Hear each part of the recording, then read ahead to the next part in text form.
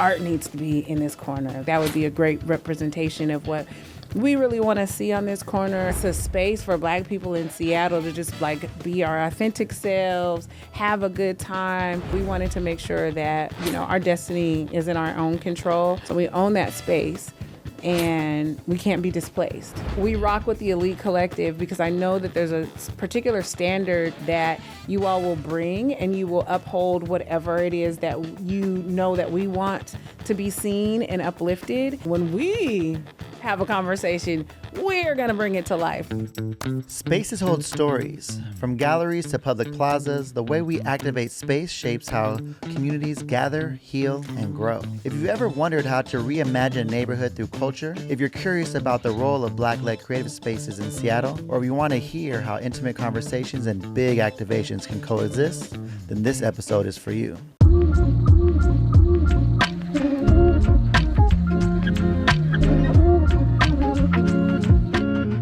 And today's guest, the esteemed, the honorable, my sis, Jazmyn Scott, the executive director of Art Noir, the cultural curator and community connector, and someone I like to call friend. Hi, welcome. Did you say honorable? Yeah, all of that. Okay, I'll take it. And Frenchie owner. Yes. Shout out. Most importantly.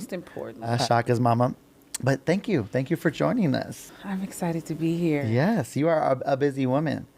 I had to have my people hit your people and work out schedules. But before we dive too far deep into it, I always like to start the conversation on kind of what got you to this couch. So what's like your earliest Carlos Imani or Elite Collective, a memory of how we first got connected? So this morning I was thinking about like, how do I even know you and how long? And it's probably close to like 25, almost at least 25 years that we've known each other. And I think it's definitely the C-Spot connection. Shout out to Kun. Kun Love. The C-Spot connection between, just kind of the various parties, but especially the Virgo parties. Me and another good friend were always called upon to work the door. You seem to always be called upon to take the photos, that we would rush to cspot.com to check out our photos from the weekend. And I think that that's where it began. But beyond that, I think that just through all of those kind of encounters, we just became friends, have obviously a lot of mutuals. It is Seattle, but became friends. You have been a part of and captured different milestones in my life that we won't discuss. The photos were good. The photos were amazing. The photos are always good. Listen, bang, bang. But... yes. You've been there for a lot. You've been there for quite a bit. And so I really cherish like the friendship, the relationship, the partnership, the connection that we've had over a couple of decades now. It's really dope. That's wild. I think back to some of my earliest memories, same deal. It was probably a Virgo party. And then as I date myself, I think my first one was 2002. Yeah. With my fake ID. And yeah, just out there kind of just threw me to the wolves, and it was like, hey, we need you to take these photos, and here we are. And that just kind of, like you said, just continued through different community events and just kind of being around. And it was just always dope to, see a face and open up space. And it was cool because I saw you working the door, but obviously it was like you do so much more even at that time. Mm-hmm. And then it was like, oh man, you're throwing this event and helping these musicians, accomplish this. And I mean, you've been a mover and a shaker in these here Seattle streets, and especially in the CD. And it was dope to just kind of see it happen where, I knew you were just being hella cool jazz that was, at the front door at the night. Like you see what those folks is wearing, or, all the stories that come with doing a Virgo party, but then also seeing you being a boss lady in these streets, putting on events or doing other things. And through all that time, I just look at all the doors you've opened for folks, and you've always it's never been like, let me get myself there. It's like, how do I get us? Fam, and it's been awesome just to kind of see that whole thing cultivate. The other big thing that sits in my mind was our beloved Forest by Us Black Panther moment. Forest Collective. Come on. Yeah, that was a moment. Yeah, it was. And it was just like, for folks that do remember, we had this, I don't even remember how the idea even came to be. I think it was just like, Black Panther was coming out. We knew it was going to be something special. And I forget how we gravitated to each other, but it's like, all right, we have a couple key people, myself, yourself, Marlon, Trinita, that each have their own skill sets. And how can we make this thing come to life? And man, that was special. It was monumental, really. I mean, I was having a conversation, I think last week, just think, I often forget, because I'm a doer, right? So I'm just like, I'm gonna do the thing, then I'm gonna do the next thing and do the next thing. And I'm not really like keeping tally of all the things. It's like, do this thing, we have a great time, make sure there's some impact, whatever it might be, and then let's go to the next thing. But that's a great memory because it was just like, however, we were all already friends. And so however the four of us just decided to come together to put together an event in Seattle, specifically centering like Black folks in this city, rallying around a major motion picture by a Black filmmaker, that is fantasy and fiction, but also really still, we knew even prior to seeing it that would instill like a sense of pride for the culture. And so, what the four of us were able to put together in, what was that, 2017 that Black Panther came out? I think so, yeah. Feels like it was something like that, 17, 18, something like that. But to do that, to buy out an entire, like Columbia City Theater, come up with themes. So we were honoring like the Black Panther cinematic theme, as well as, it was 2018 because we were also honoring the Seattle chapter Black Panther party. It was the 50th anniversary that year. And I had been working with them earlier that year to celebrate. So we brought in that theme as well. And we honored our local folks, Aaron and Elmer Dixon and other people from the party. And so we, rolling out the red carpet, like I love looking back at those pictures and seeing how people showed up, and just like it's a space for Black people in Seattle to just like be our authentic selves, have a good time. Trinita made, all these dope treats and food and everything. Like I said, we gave people experiences because Columbia City Theater has three different? I think we had three spaces. Or four, yeah, 3 or 4 different spaces. And so everybody got a different experience based on where they were placed and what level they wanted to go into. Then we had an after party at the Esquire. I mean, and then we had a brunch the next day. Like we did some stuff. Yeah. And it was just us, like having faith in what we do and what we sponsors, bring. Exactly. No, like, none of that. It was just us. Like 4 individuals, like let's put our intention, our own money, and just, what we wanted to bring to the table to create something for our community. And people still talk about that. Wakanda sauce. Like, come on. We had Wakanda sauce, chapstick, shot glasses, like T-shirts.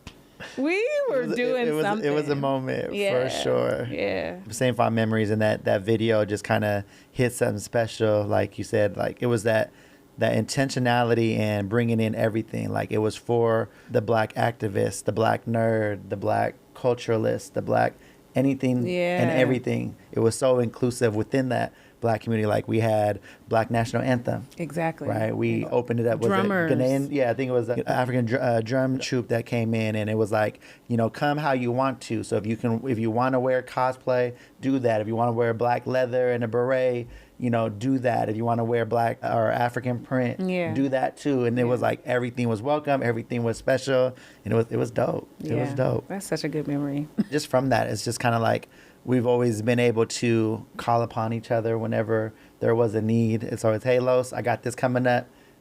Can you support? It's just like time, date. Like, yes, I don't have the details yet. No problem. I know. I appreciate your patience with me. Well, I know it's going to be dope. I know everything that you touch or you're a part of, there's a reason for it, right? Even if I don't see the vision, because a lot of times you're doing a thing so that way we could secure a thing 2 years from now. Yeah. You know what I mean? Yeah. You have that vision, you and your mom working magic behind the scenes, and everyone else that's within your spectrum. So it's like whatever part I can play, I know it's going to be for the greater good. And a lot of times it's going to involve dope music, good food. So I'm like, yeah, sign me up. Right.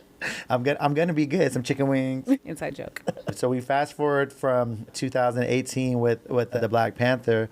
Then the world kind of shut down a little bit. Remind me, was Art Noir, yeah, it was post, right? Right. So yeah, let's dive into, the world getting shut down. I'm sure there was ideas and thoughts around the space of Art Noir, but tell me a little bit about what made you guys like, okay, now is the time, this is the location, and bring us through that.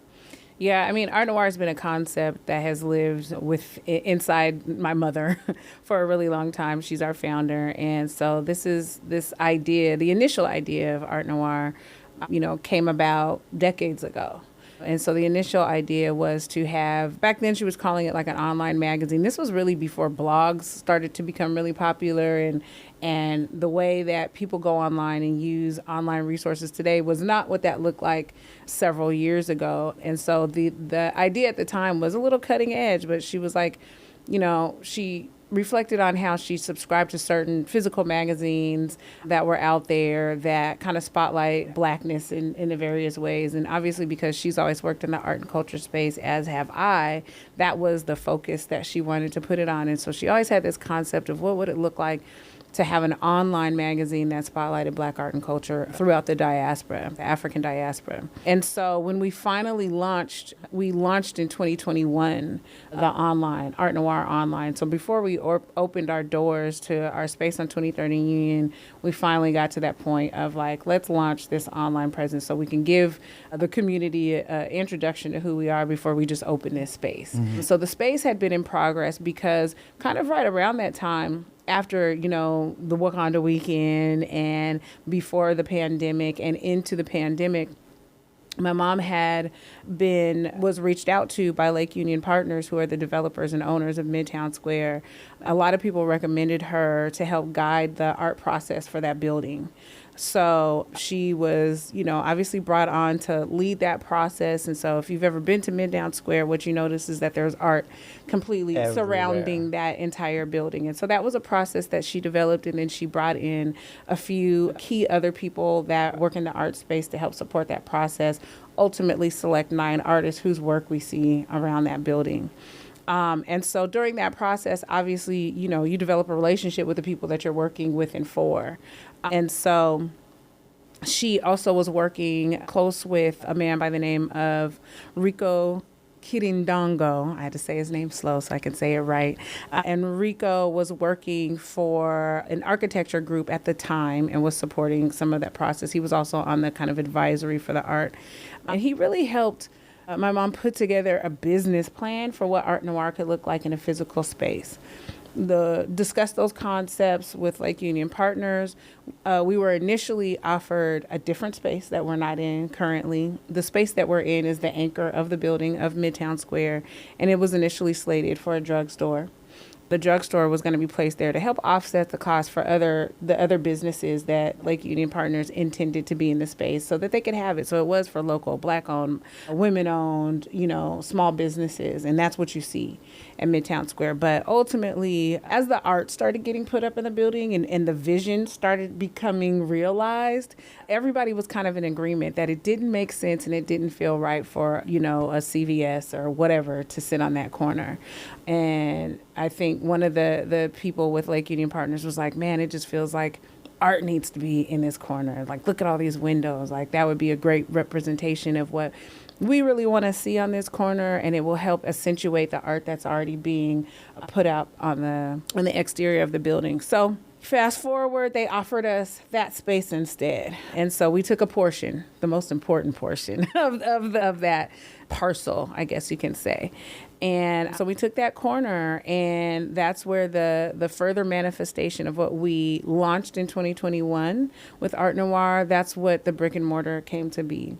And so it's bringing to life, we started it with being able to showcase Black art and culture through editorial content. Now we're able to not only continue to do that, but also do it through our gallery, through our gift shop, and through the community engagement kind of programming things that we do. And so my mom was really kind of on the cutting edge of thinking when she thought about, like, what does this look like as a nonprofit organization? How can we support Black artists and creatives, not only specifically in our community, but not only in our community, but on a national and global level? It's by putting money in the hands of Black artists and creators, so paying them up front. It's about taking a very low commission but giving a high level of support to artists if we're showcasing them in our gallery.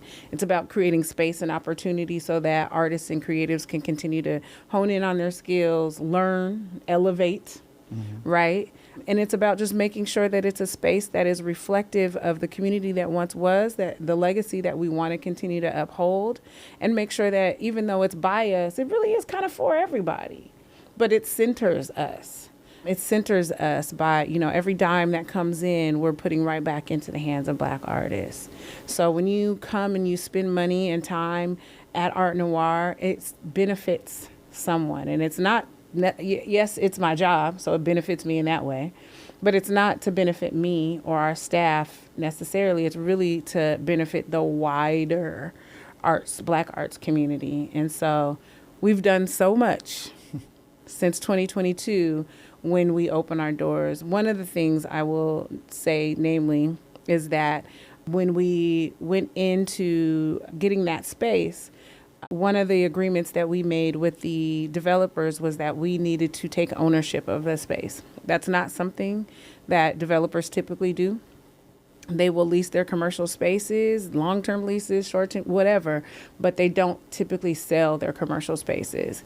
So, I think the immediate response was like, what are you talking about? No. But through further conversation and kind of convincing them of what the benefits would look like mutually, they then agreed to do that, figured out how to do it. And what that opened up was an opportunity for not only Art Noir to own our space, but for every other business that is in a commercial space at Midtown Square. They either are or have the opportunity to own their space. So we did a very short-term lease. At the end of that short-term lease, we purchased our space, and we took ownership within a year of being open. So we own that space, and we can't be displaced. That is huge. And like you said, you cannot be displaced. Yeah. If you're not there, then you can, open it up to another Black-owned business or whatever you want to do. But you have those options.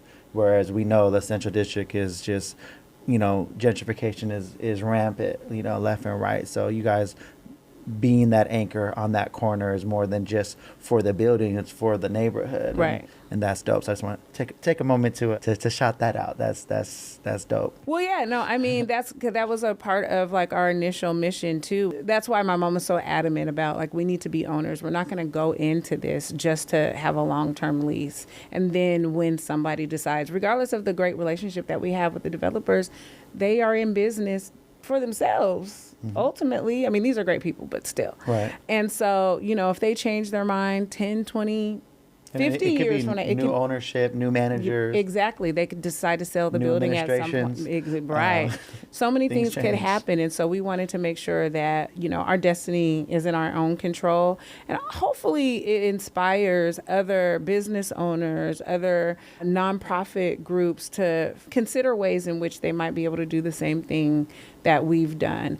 And also other developers. We're lucky that Lake Union Partners is a local developer. So they're a little bit more invested in the community than the other developers. Most of the developers that we see that are, kind of tearing down and reshaping neighborhoods are not from here. They don't care.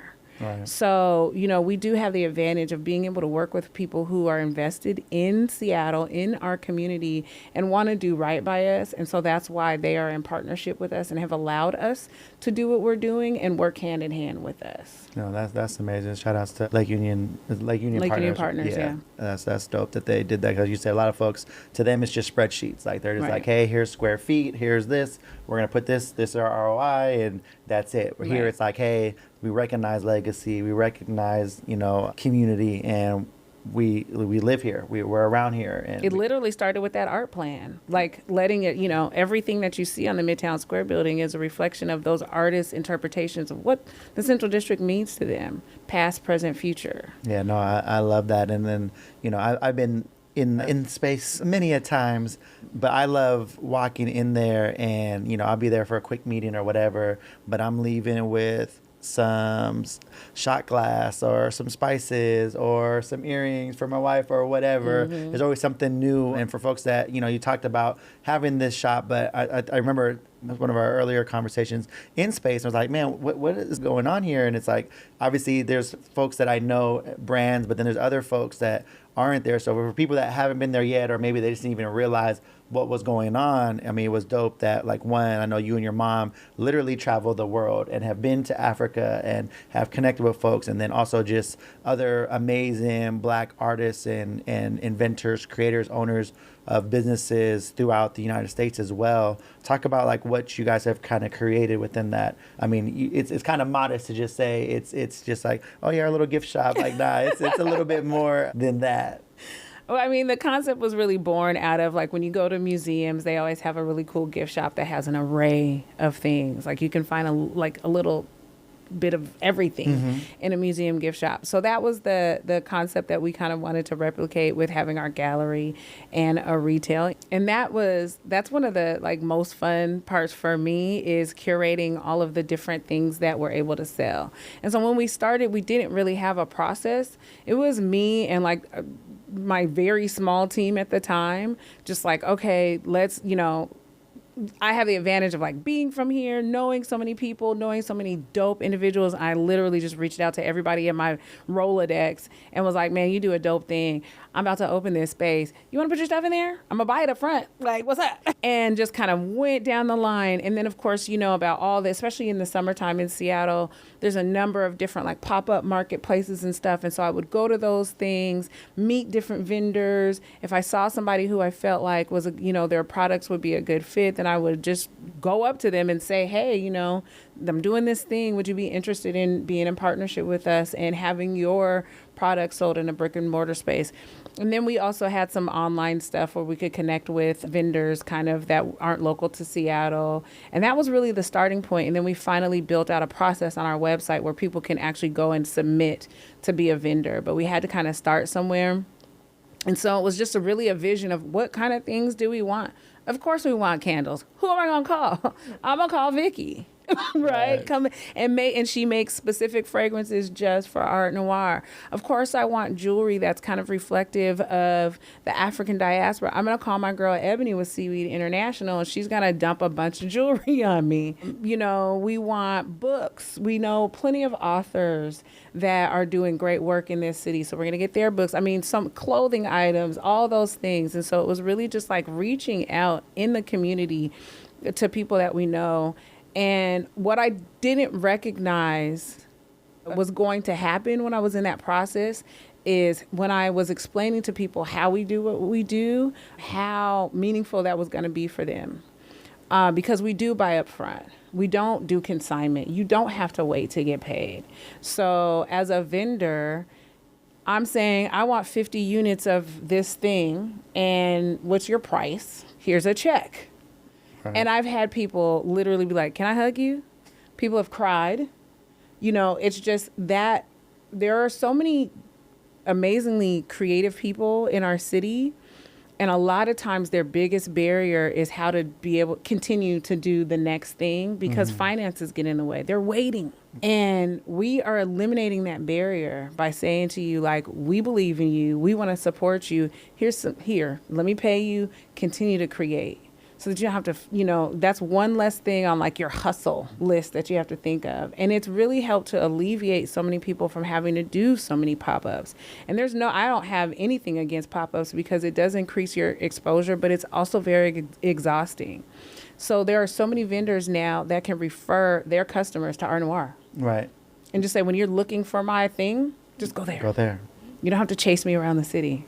And so I think that that's really dope. And I don't think... We knew it was special, but I don't think I realized how big and impactful that was going to be for so many people by just doing what we do. And I'm a work smarter, not harder person. I'm like, let's find the easiest way. And one of the biggest compliments I get is that you're so easy to work with. If I'm easy to work with, that means it's easy for you. It's easy for me. Let's continue to do what we're doing. And so I love that. And so stocking that store, our little shop with all the things. Like, that's the bright side of a lot of my work most of the time, because I'm like, oh, that would be cool. That's cool. That's cool. That's cool.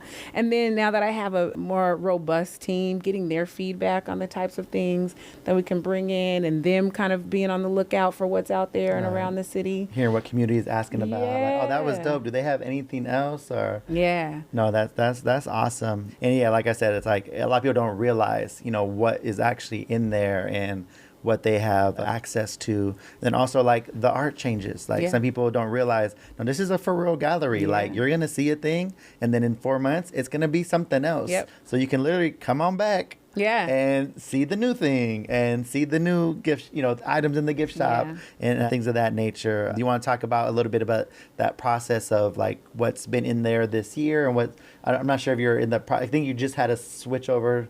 Yeah, just recently. We're about a month into our current show, and it runs through right before Thanksgiving. It's called Across the Diaspora. And so another thing that's been really fun for me was kind of coming up with the themes and concepts that I wanted to see for the gallery, what types of exhibits. And so I just kind of plotted all that out last year. What is 2025 going to look like? So I plotted that out, and then I was like, I'll figure out how I'm going to do it. Because at the we're time, gonna call it this. right, we're And going to we'll- call we'll it this, figure- and we'll this find is kind out. of like the broad vision for I love it. each show, and then I'll figure it out. And then luckily, as we were going through our budget process last year, I included in my budget the hiring of somebody to help with support the gallery operations on a curatorial level. So I hired somebody that helps support that. And so right now, I hired him this year. And so he's been working on the implementation of the vision that I set forth for this year. But then he's going to really be able to take over and bring his visions to life for what 2026 and beyond will look like for exhibits that will showcase in the gallery. But that's really fun. We set about, I call it 4.5 shows, because I always want to have a youth show in there. The youth shows are don't run as long as the other shows, but I always want to make sure that young people have a space in Art Noir in all aspects. So whether it's in the gallery, there's a little area for youth and kid related type products in the shop, and there's some other youth stuff that we'll talk about. But youth always have a place, and then we have typically 4 kind of major big shows throughout the year. And so that's been really fun. This show that we have is the first show that we've expanded our reach outside of Washington State. And so that's a new step for us that I'm really excited about. So we have 7 artists in this current show that are represented from other parts of the United States. This show actually garnered a lot of attention from artists on the continent of Africa. And I couldn't accept their work for this show because we just don't have our infrastructure set up right now to be able to accept international works, but we're working on that. But just the fact that I think I got around 28 submissions from people in Africa. Wow. And the work was incredible. Like, I almost cried that I was like, I can't take this work. But I mean, again, it's a testament just to our rapid growth in the past 3 years, the eyes and attention that we're getting. And so it's really exciting to just be able to have this platform for Black artists in a gallery, a state-of-the-art, beautiful gallery in the middle of the city, of the Central District, of our historically Black community. Like, all of those are just... all those reasons are just so important as to why we do what we do. So it's just, it all just makes me goosebumpy. And you are not playing at all when you say state of the art. Like, a lot of people don't realize, like, they may have seen a show and it was set up a certain way, but it's like these little things in the ceilings, they be moving around, and we could set up a whole maze if we wanted to, but that was done with intention. Like, hey, we want to have it be able to be so many things. It can be what we need it to be when we need it to be it. And that's one of those things where it's like, if you haven't been in a while, come on through. Like, it's literally going to be something, like you said, 4.5 shows. So chances are the last time you was there, it's going to look new, and be able to check that out and tap in. And then you said a lot has happened in these last 3 years. So what I'm hearing is 3 years has happened, meaning we just had another little anniversary. We just had an anniversary. We are on the heels, the tail end of our we got past the terrible twos though.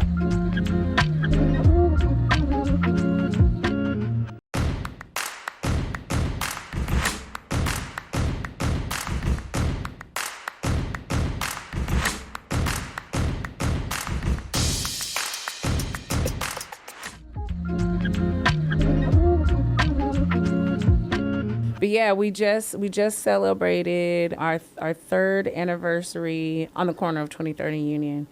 And, you know, one of the things that I said when we kind of opened up our event, so we just had our event just next door at the Seattle Opera Center, and it was beautiful. Let me just start there. It was a beautiful event. It's the first event, our first annual event that we've held outside of our space. So that was a big move for us, but we wanted to open it up to more people, make sure that, you know, more of the people in the community had access to it, because our space only can allow for so many bodies, and I mean, it's still a gallery and it's, you know, all the things. And so we made a big decision moving outside and moving in that direction, because we're not going to go backwards. But when I kind of opened the program a couple weekends ago, one of the things I said is that, you know, a lot of times people don't consider, it's like, it's just 3 years.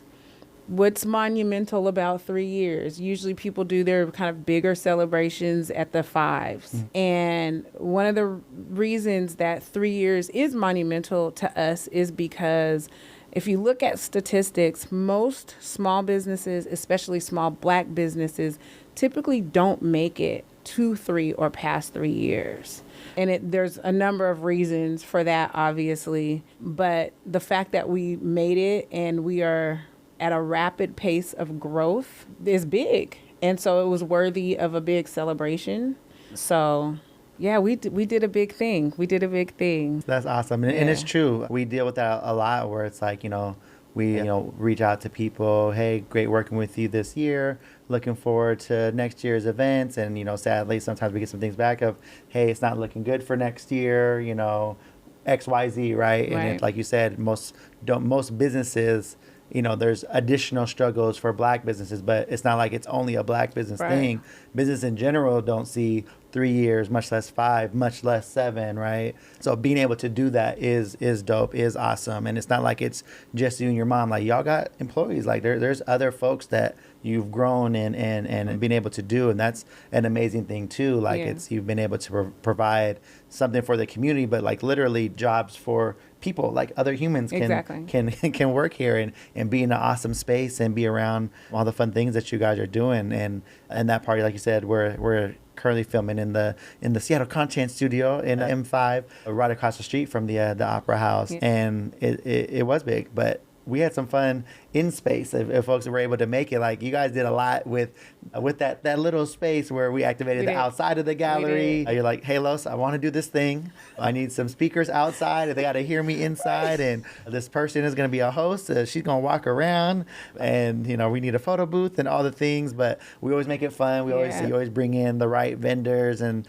all the right things, and that's why it's always a yes. It's just let me know how we can do it, but the answer is yes. And then when it was, the call was, hey, we're gonna move here, no problem. How can we activate this space, work with that venue's AV, and you know, use what they have and bring in what they don't, and those kinds of things. And yeah, no, all of the photos and videos and everything was looking dope. You know, I heard it was a hell of a security board. You know, it was a grazing table. Come on now. I love that. I'm like, I think everything needs this. If it's a meeting or whatever, like, how's your grazing table looking? Meats and cheeses and hummuses. Come on, let's go. You gotta love that. And yeah, no, just exciting to see like the evolution. And that's one thing I love about everything that you do. It's like you said, you never look back. I don't think on anything I've ever seen you do. Like, it's literally always an evolution, a bigger and better kind of situation. And then bringing it back to the space. So we're in Midtown Center. You guys are the anchor of the corner. So who else would they call when it's like, hey, we have this beautiful like outdoor space? You know, who should we have champion this outdoor space? Let's talk about a little bit about what you've done with the space. And like I said, like, are you the president of the Union Square or something? And it's just like, I mean, you know, who else they gonna call? But, you know, talk a little bit about what you've been able to activate. I will start by saying that while Lake Union Partners is a developer of many, you know, developments throughout the city, they're also in Salt Lake City, I believe, as well. Midtown Square is kind of like their their prize, because they did put a lot of intention. I mean, from the community engagement to the art, just all the things. This was a really special project for them. So this development was built with a lot of intention. So the public square that's at the center, that was very intentional. They wanted to create a gathering space for the community, so that regardless of if you actually lived at Midtown Square or not, it was kind of like this, an added community gathering space for the Central District. So with that, one of the things that they expressed was just like, we have this vision of it just always being active with so many different things, like, music and children's activities, and just, they just kind of was running down this list of things that they envisioned.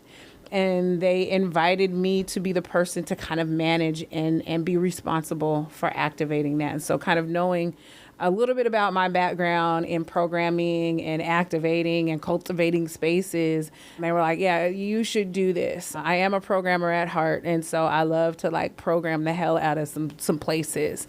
And so I definitely was excited for that invitation. And they also put resources behind it. And so not only were they like, hey, you activate this, but we want to support you putting money in the hands of these artists and vendors and different people that you'll invite to come help bring this vision to life. So yes, I'm responsible for the management and activation of the Midtown Public Square. And so what I have done is I primarily focus on the spring, summer months when it's warm in Seattle, the most ideal time in the city of Seattle to be outside. And we call it our Summer in the Square series. And so that's when you will find that there's activity on a weekly basis. So multiple days a week, there's something happening. So there's dance classes, there's yoga classes, we do pop-up markets, we do dance parties, we've done jazz concerts, we do children's activities, we've done farmers markets. I mean, the list goes on. And we're able to just, it's free and open and accessible to the public. So everybody's welcome. There's no ticket involved. And it also stimulates people patronizing the businesses that feed into the public square as well. And so it's like a win-win for everybody. So if you're a resident, you get to come down and see what's going on. If you're a business, people are going to be spending money and kind of patronizing your businesses. If you live in the neighborhood, it's something to do. And so it's just, it benefits everyone. And that's something that's been really great to see, is that now, having kind of completed the third year of the Summer in the Square series, people really look forward to the types of programming that we're offering. And it's not just me by myself. I mean, of course, I kind of set a schedule for things that are going to be like ongoing, but I also partner with other individuals and other entities and organizations to bring activities as well. So it's not just about like, what is Jazmyn doing or what is Art Noir doing or whatever, but if other people want to partner to do something in that space, then we're able to do that as well. It just needs to be, open to the public. So like we did Pride Party with the Sway and Swoon Collective. That was dope, and was also able to support and sponsor that as well, because they were typically doing that on their own and having to charge people to do it. And so this was the first time that Pride Party was offered to the community for free, because I was able to put dollars behind it. So it's also just like that accessibility aspect too that's really fun. So we have a blast like doing our summer series, but then we also activate throughout the year. So one of the other things that I'm looking to do is annually we have a partnership with the Seattle Opera to host our Black Vendors Market. And so we always host it at the Opera Center. We will do that again this year, but this year what we've decided is to do a weekend and actually do a Saturday there and a Friday at Midtown, so that we can bring some of that holiday shopping, uplifting vendors kind of activity back into our own space. So people will have the choice of, do they want to come down here, to Queen Anne, Seattle Center area, or do you want to, kind of just stay in the CD? So you can do one, the other, or both. So I'm excited to do that as well. So there are small things that we'll continue to do throughout the year, even when it's colder. We participate in the Central District Art Walk every first Friday, all the things. No, I love that. And, we've been a steady partner and supporter of all the activations. Sometimes it's a thing where we can come in and bring some sound reinforcement or video or whatever. And there's other times where it's just like, let me just come down and partake in the whatever is being sold or vended, or, you know, just activity that's happening. And it's dope to see, like, just how it seems like it's that same spirit of like, within the gift shop, let me pay up front for this so that you can focus on being that creative, being that artist. And then same deal, if you're that yoga instructor, let me, you know, come and take care of you so that you can provide this service or this whatever for the public. And it's like one of those barriers where you might have not known that you was even into yoga, because it might cost a lot to get all the things and the memberships and the, you know, all the stuff. But here, now you have access to it, and that might, you know, start something. And then you can just sign that off for everything that you guys bring into that. It's always fun to see. It's like, man, y'all literally doing everything. It'd be 1 week is this, 1 week is that. And it's like, I love it, because it's like, you know, if this ain't your week, next week will be. Exactly. And this, the inclusivity of it, like whatever you're into, there's something for you in Midtown Square, in Art Noir, and the greater collective of what you guys have going on.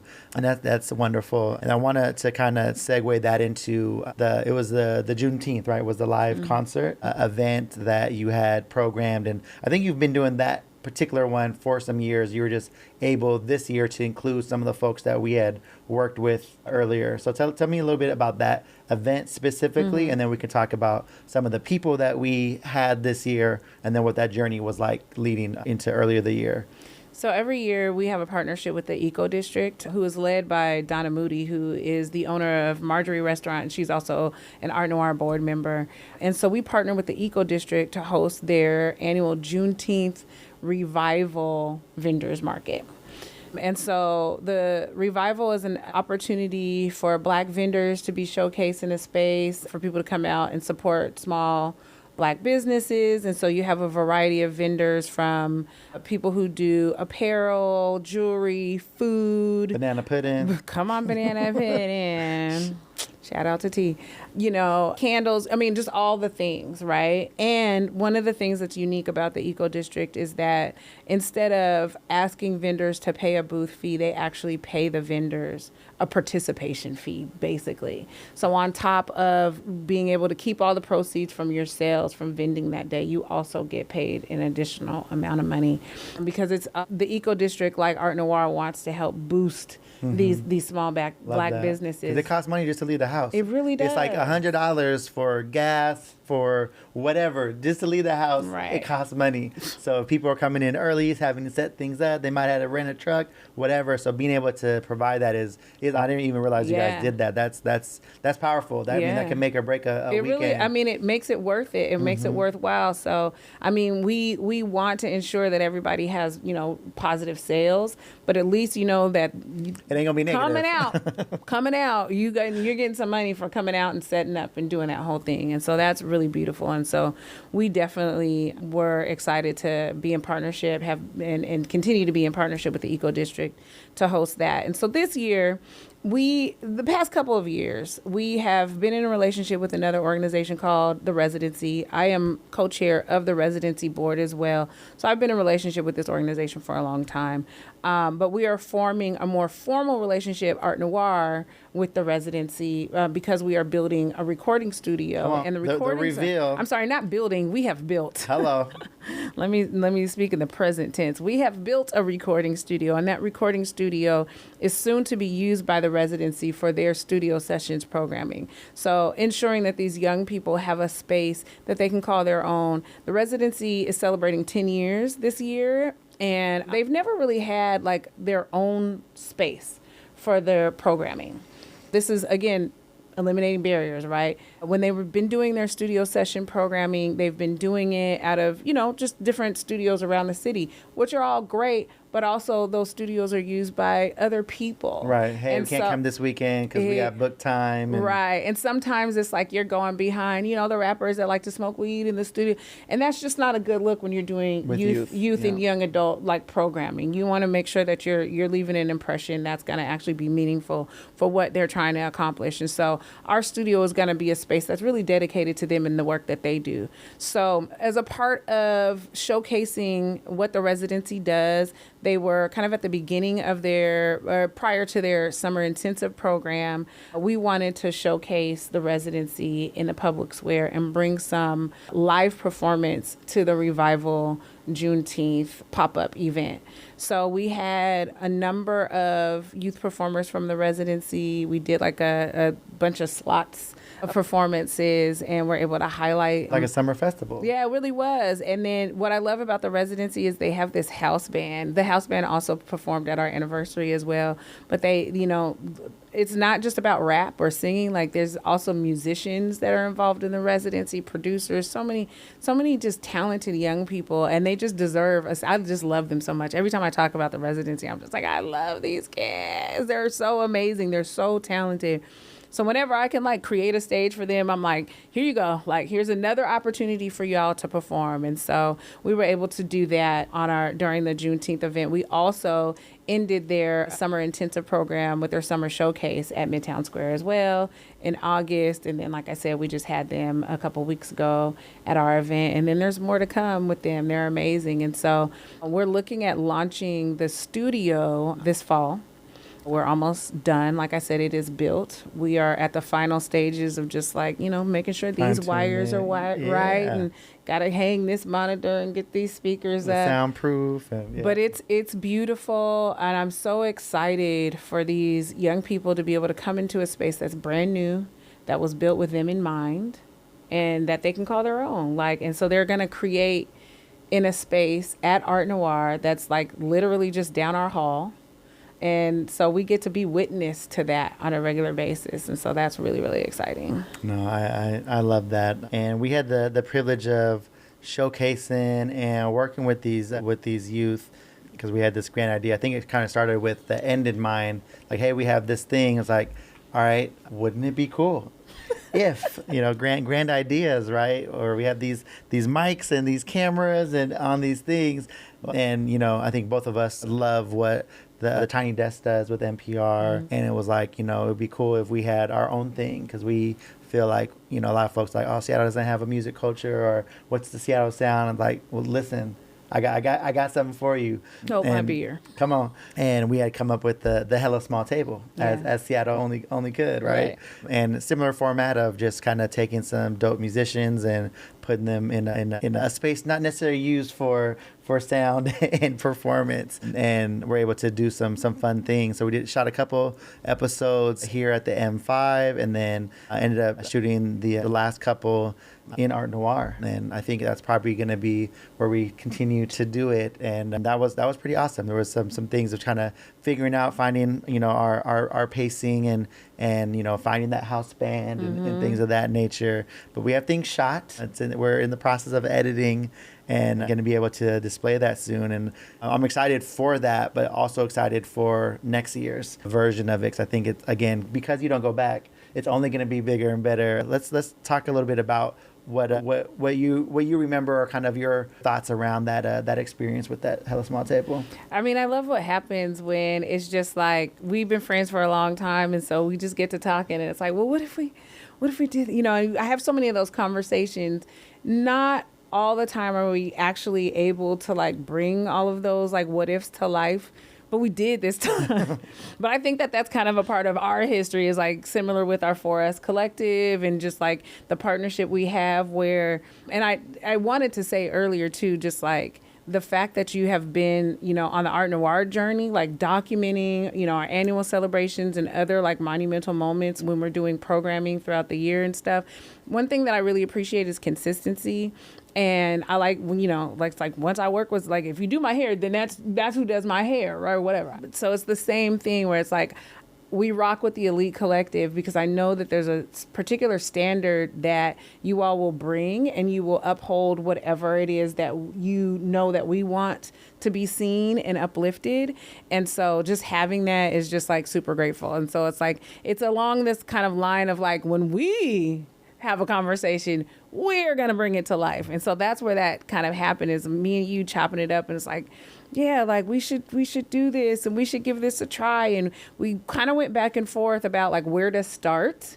But I'm glad that we started where we have, and we can build on that. Like we've talked about, like proof of concept, because then we can go bigger. we can just continue to like grow. And so starting with something that, you know, on the Art Noir end, we're already establishing like this relationship and kind of working with these group of folks already is really helping to guide us where we want to go next. So, you know, we have this stuff in our pocket that now we need to, you know, it's getting towards the end of the year. We started earlier in the year. And now maybe before the end of this year, we can kind of tease it out and show people what it is that we want to do. And it supports like your brand as a, you know, audio, visual, like collective monsters that are out here doing what you're doing.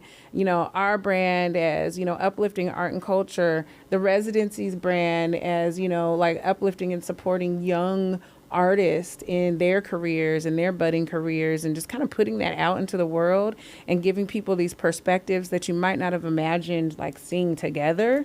So that's super exciting. And I know, you know, because we filmed like months ago, I know these young people are like, what are they doing? Right. Like, when is it going to come? They're so used to having it yesterday. Like I remember we took pictures, you had to take it to the mall and it would take 2 weeks and then you had to come back and get your photos in an envelope. Right. Relax. Right. So yeah, patience, young ones. But I'm really excited to get that out there. And then, like you said, next year, like, you know, who are we going to highlight in the next series of Hella Small Tables? And yeah, and then make it culminate into another live performance out in the square. And so we're building something that's going to be ongoing. And I just love that. Like, I just love partnership and where it leads. No, for sure. And something you had mentioned is where it starts off as a conversation. And it's like you said, it's hard to bring all the what ifs to life. But what I noticed is it kind of depends on who you're sharing your what if with. Yeah. And it's like, you know, everyone has friends and you're talking about stuff, things just pop in your head and whatnot. Oh, it'd be cool if you did this, that, the other. But I kind of notice when those kinds of moments happen around certain people, they kind of end up happening. And part of that is like, man, you know, if you have an idea, you know, think about, man, is there someone that I know that's in my circle that can help me get there? Because if you don't have money to just be like, just to pay all the people to make it happen, you need to have like one, skill sets, but also passion. So if you have other people that you know are kind of like this kind of stuff, then it's like, all right, can I align and can we bring stuff together and make it happen? Because it happens naturally with us, but when you kind of look back, like, oh, that's why it happens. Because Jazmyn is a get shit done kind of person, and Los is a get shit done kind of person. Like, it's all fun and games, and we key, but at the end of the day, we also get shit done and have a history of doing that. And it's funny because I didn't think about it till like right now, like, oh yeah, that does make sense. Because it seems like it just happens so naturally, but there's reason to it. It's because you have standards and professionalism and stuff that you do within, you know, yourself, your network, and everything you're associated with. And it just so happens we're friends. And then obviously when we bounce ideas off each other, we're like, oh, how's your friendship doing? How's your friendship doing? Right. Hey, let's take over the world. Sounds good. Are you there? Are you free on Tuesday? But it's nice when you know, have friends that you're in such alignment already and you understand each other, because sometimes, you know, you have friendships, but there's a level of mystery. Like, I don't really know what they do. Right. Everyone has a Tommy. Right. Like, what do you do? What's your job, bro? And I appreciate that in this friendship, we both understand each other and what we do. And so we know how what each of us brings to the table, like, complements one another. And so when it's aligned, when it works, it just works. And it doesn't take a whole lot to make it work. It's just like, you get it, I get it. You do your thing, I'm going to do my thing.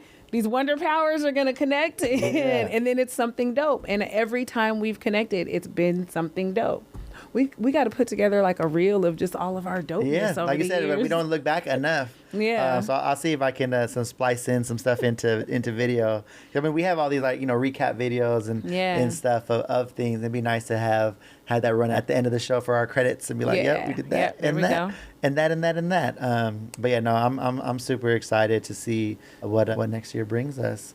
So that brings us to my next question, and then we're gonna end it with a quick fire. I know, right? You're gonna do the Black National Anthem, right? I just want to see, as we look into 26 and beyond, what's up next for Art Noir? Well, or anything we can share at this moment? Right, that's what I'm contemplating. I'll be vague and just say you can look forward to more growth. I love that. With Art Noir. More space for the community to be showcased, feel welcomed, be a part of something. Yeah. No, I love that. And I think also something in particular to Art Noir with the gallery, having this new person, I think, so is 26 going to be when they can kind of put their stamp on things? So look forward to some new and fresh activations for the gallery. Super excited about that and the other things that we want to talk to. So we'll move on to our quick fire round.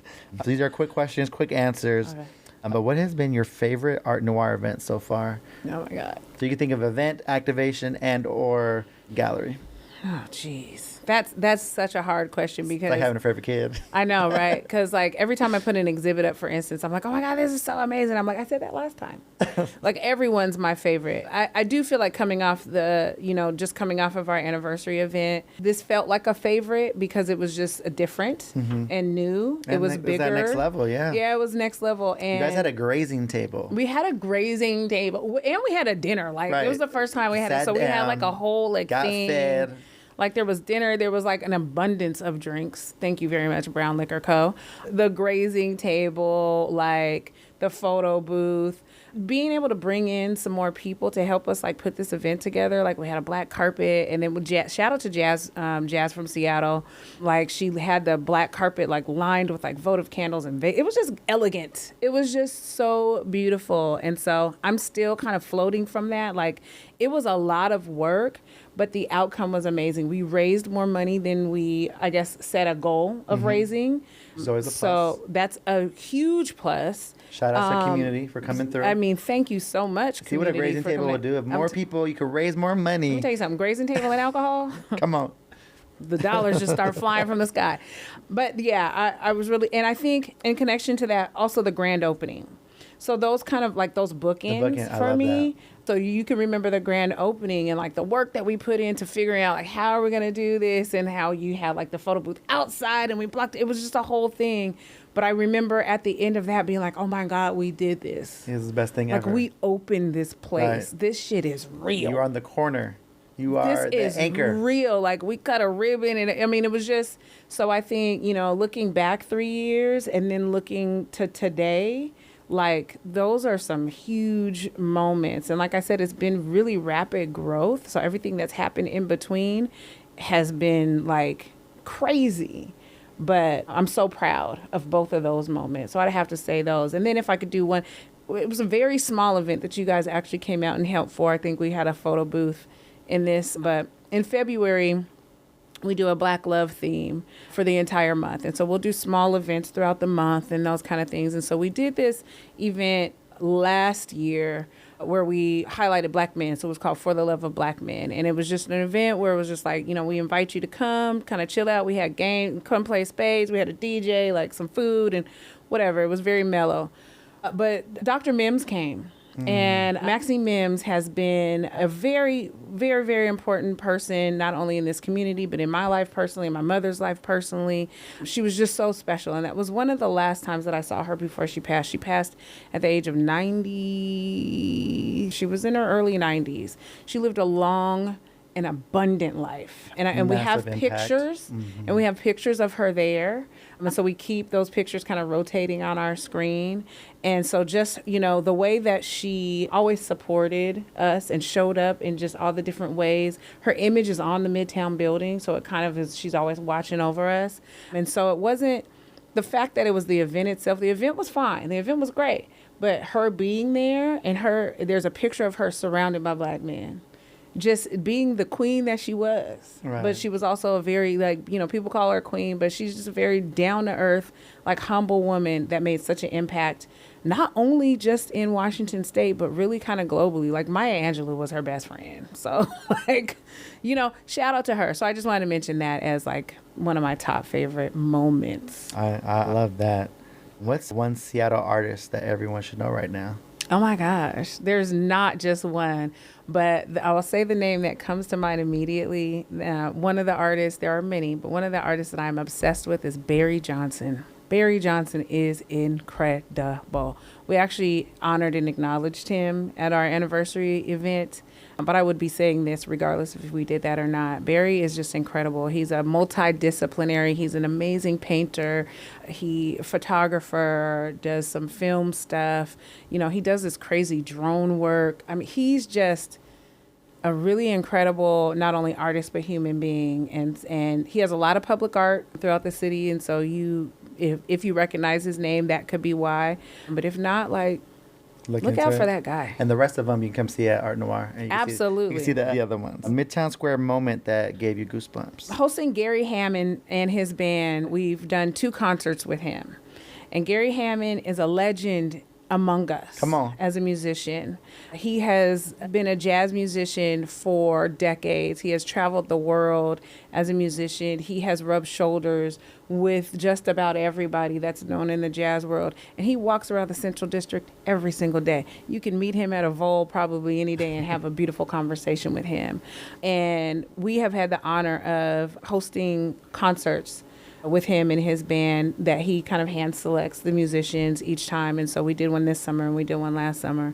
And so I'm excited to do more things with Gary and just like continue to get his story out there and let people know like do you know who this is? You got a Titan. Like, do you know who this is? Yeah. So that's one of my favorite things that we've done in activating Midtown Square. That's dope. And is there a song right now that you would say captures Art Noir's energy? What's the theme song? Oh my God. Okay, so Shaka Khan is one of my favorite singers. If you know. What? If you know, you know. And this just rings in my head. So she has a song, I think it was Rufus and Shaka Khan, called Stop On By. Mm-hmm. Stop on, stop on, stop on, stop on. Come on, stop Let's on go. by. I love that. I love that. And then if you weren't in cultural leadership, what would you be doing? I don't know if I'd be here if I wasn't. Actually, maybe if I wasn't doing this, hopefully, what I would have done was continue to pursue my photography. If you want to work the booth, I mean, I will put a camera in that hand. Absolutely. Let me find the time. I know, right? And I would love to actually time? do that. I would love to actually do that. Yeah. I love that. I imagine that and something also with traveling. Oh yeah. I know that brings you joy and music. And music. So I would imagine like being a part of high, or not even necessarily high, but like tours where you could travel, take photos, and be around music. There it is. I see that for you in an alternate universe. They can't have you retirement. There you go. I mean, but what's that? Is there, I don't know. Is there any retirement? I don't know. I'm praying. But no, we definitely appreciate the time that you do, because I know you spread yourself across so many things with the different boards and all this stuff. But everything you touch is better for it, and it's done with intention. And I just want to let you know, if no one tells you, I appreciate you with the things that you put us on and me on, but just stuff that I just see from afar. I'm always liking, sharing, commenting, like, yes, go Jazz, get up. And yeah, I think that's that. Just wanted to give you your flowers while you sit on this couch. Thank you. So I want to also just take a moment as we wrap up of things that, we talked about a million of different things that you're involved with, but I think this would also be a good moment of potential partners or sponsors or just ways that people can be a part of what you guys are doing. Because like you said, you can't do it alone, right? In order to do a lot of this, this is a lot of cutting edge stuff in terms of like paying folks up front for stuff, of investing in vendors, of investing in artists and things of that nature. How can people connect with you guys? How can people support currently? I'm sure there's a donate button on a website right now, but also as we look to do stuff next year, how folks can get involved? One of the things I always push is just like go to our website and subscribe and share it with somebody. We have a Black artist roster. So if you yourself are an artist or Black artists who you just want to make sure are in the know about opportunities that are out there for artists, sign up for the Black artist roster. We send 2 emails a month to the roster letting you know about opportunities. A lot of them are locally based opportunities, but we do get some, kind of larger opportunities that are out there. And then Art Noir also creates opportunities that are exclusive to folks that are on the roster. And so we want to make this something that you want to be a part of and feel like you're valued and that you gain something from it. So that's one thing.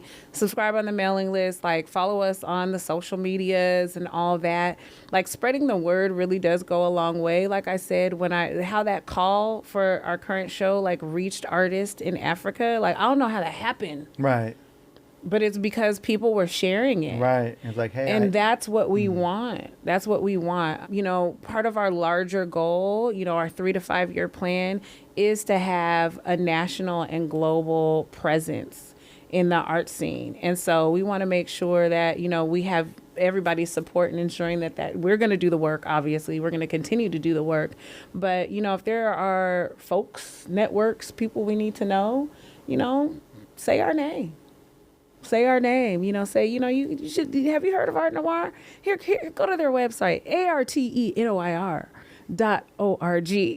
Like, you know, check us out and see what we have going on. Read the editorial. If you want to be a contributor, like there's so many ways that people can be involved. And of course, yes, there is a donate button.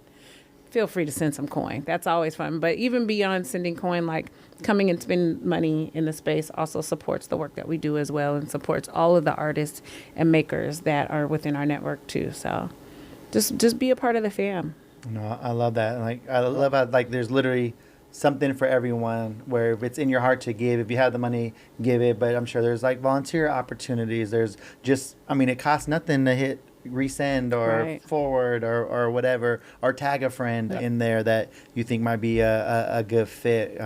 Because you never know, like you could be one opportunity away, right? It's like you send your stuff in, you didn't think your stuff was that great. Jazmyn thinks you're dope. You end up in an exhibition, and now you know that, and then you know sky's the limit from there, right? Yeah. So no, loving that. And then lastly, just want to kind of talk through just briefly, just kind of on a just straight up vendor, as far as like that experience working with Elite Collective. You know, if you're that community-based organization or whatever, like how's that experience been like with you? And you know, like, would you give us 5 stars on Google reviews, or just kind of talk through a little bit about that? I mean, I mentioned that a little bit earlier, but the level of consistency and care that you guys put into ensuring that we get the quality that we want out of every project. You know, people often ask, like, who's doing all this documentation for you guys, and who's doing that? So I'm constantly like referring. No, we get the calls like, hey, Jazmyn sent you. I love that. You know what I mean? And so that's the first thing that I do is like, you know, make those connections. It's like, you know, I'm proud to share what you guys create for us. It makes us all look good, and then it makes that referral easy. And so beyond just like what Elite Collectives does for Art Noir, like what I love is like when I'm going to Urban League breakfast, or like a bird bar block party, or whatever it is out in the community, who do I see every time? That makes me really proud. Like, because beyond the great work that you guys do, one thing that's very clear is that you're very invested in community. You're working with community-based organizations that have an impact on the people that they serve. So you're providing a service that helps us grow in ways that puts us in front of audiences that maybe we might not have the opportunity to be put in front of because of the high quality and level of work that you present. The work that you do helps us, you know, get funding, you know, and support. Like, and it's just, I know that there is a true investment in community, that what you do is not just about the dollars. And, you know, yes, it's a job, and yes, it's your talent. And yes, you should be compensated for it, and I hope that you are, but it's also hard work. So there's so many different ways that people kind of display their hard work. You know, I do it with my nonprofit and community work.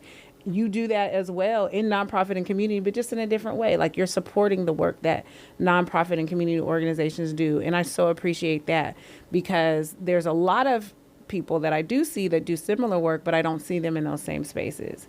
So there's a difference in like meaning and impact. And I want to make sure that I'm always aligned with people who, you know, share the same vision, values. And that's why we're 20 something years deep. Like, it hasn't stopped. Absolutely. And that's important. I had a realization, especially coming out of COVID, like everything shut down. And it was like, if you have a budget, I will work with you, because it was slim pickings out there. So it was like, you need a website, I can do that. If you need a logo, I can do that. If you need a virtual whatever, we can do that too. But then it kind of got a little bit more stabilized, and we could be a little bit more intentional about what we want to do. And then that's where it kind of like especially with COVID, you know, there's folks that, you know, RIP that didn't make it with us, right? Yeah. So it's like, it just another realization coming out of that time, like, man, you know, every hour and every day is a blessing, right? And it's like, you only got 24 hours. So it's like, you should be doing it, spending time with folks that you want to spend time with and doing work that is meaningful to you. Because it's like, I could be doing, you know, the same thing for someone else that is selling some heartless product, but it's like, what's that going to do for me at the end of the day? Exactly. And it's like, all right, I might not make as much, but it's a little bit more impactful, right? When you're able to do that and be there and support those folks. And ultimately, like I always say, like, hey, I want to work with you so that you can make enough money to afford me. And I say that jokingly, but it's real at the same time. It's cyclical. It makes like, sense. I want to play at a very high level. I want to invest in my people. I want to invest in our equipment that we can play at those highest levels. Understanding that folks that we serve might not be able to afford those levels, but let me meet you at where you're at. We'll figure out something that works, but let's do it at a point where it can elevate you. Then that way you can elevate your impact, the eyeballs that are on you, hopefully the support that you can get. Then you can come back the next year and be like, Los, no problem. Yeah. I got you. Yeah. And then some. Let's also add that LED wall in the ceiling because I want to look up and see the stars or whatever it is. Like, sure, no problem. But that's, you know, kind of how I want to get it when I jokingly say that, where it's like, I want you to make enough money to where you can afford me. And that's where we should be. You know, one of my favorite words I always say, I think I said it last episode too, is Michelle Merriweather from Urban League, where I want to pay my people a thriving wage. And that really clicked for me, where it's like, man, we shouldn't be out here surviving. We should be thriving, right? And it's like, okay, what does that look like? And then again, it's like, you got to come correct. You need to be able to, you know, show up for your people. It's not a hookup, right? It's if they're calling on you, don't, you know, look at it, take it seriously because it's your friend's organization, it's their whatever, but they take their stuff seriously. So you should as well. And we can be friends and laugh about it tomorrow, but today we need to show up on time. We need to show up and come correct and show up and show out. Yeah. And then it's like, you know, if anything, it should be above and beyond. It shouldn't be, you know, kind of gliding because it's the homie, right? Yeah. And then that's how I look at a lot of things, where it's like, you know, from just how I was raised, like, man, when you step outside the house, you're representing your family, you know, like, so, you know, take a shower, you know, do your hair, you know, don't look disheveled, Right. But then also how you show up for community, how you show up in professionalism and things of that nature is what we try to push. I always go with that tagline of excellence with empathy, right? Yeah. It's like, we can't be perfect, but we should be striving for. And then also have that empathy side of understanding that we can't be perfect, but allow space to grow, allow space to, I mean, how many times are we never allowed to fail forward, right? And it's like, I want to protect my team where I'm going to put you in positions to succeed. If this is your first time, you're not going to have a key thing, but let's shadow. Let's get you up there. What's going to be your pathway to professionalism or to that next level and be able to work within that. And I think that's fared well. And it's like, you know, you lose some things or you might not make what you wanted to, but it's like, it's fulfillment at the end of the day where it's like, I feel good about what I do and the folks that I'm doing it with and the folks I'm doing it for. And we'll get there. Yeah. You know? Yeah. So thank you for taking us along your crazy journey. I love hearing all the ideas and all those things. I'm personally looking forward, because I got insider information, but I'm looking forward to 26 and what that brings. As but you should. As I should. As you should. And thank you for taking some time. As we said, this will probably be part one because we got stories on stories on stories. But just kind of wanted to level set, you know, talk about the awesome things you guys are doing, the awesome human that you are, the awesome dog that you have, and yeah, just kind of share that with the folks that if you haven't heard, I don't know why, but Art Noir, 23rd and Union, stop by, or how's the song go? Stop on by. Stop on by. Stop on by. Look that up. Rufus and Shaka. Come on, we might be able to play it if we don't get a copyright. Infringement. All right. Well, thank you guys for joining us for another episode of Elite Insights, where we look to elevate, amplify, and engage. Today we had the pleasure of joining Miss Jazmyn over from Art Noir, and be sure to check them out. And thank you guys for joining. I'll see you next time. Peace.